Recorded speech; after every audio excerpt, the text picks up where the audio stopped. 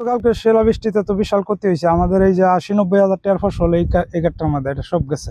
লতা কচু লাগাইছিলাম, কচু তো আপনার করা এই শিলাবৃষ্টি সব কিছু লয়ে গেছে।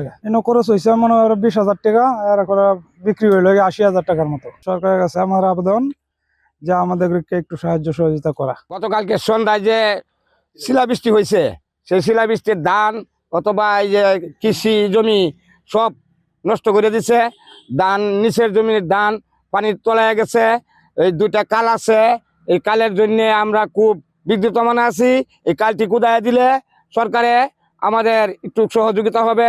আমাদের এলাকায় যত কৃষি লোক আছে, কৃষি কাজ করে, তারা সবাই আজকে কি করবে না করবে তারা মাথাতে হাত দিয়ে বসছে। এখন তারা সরকারে যদি কিছু অনুদান দেয় তাহলে মোটামুটি এরা চলতে পারবে।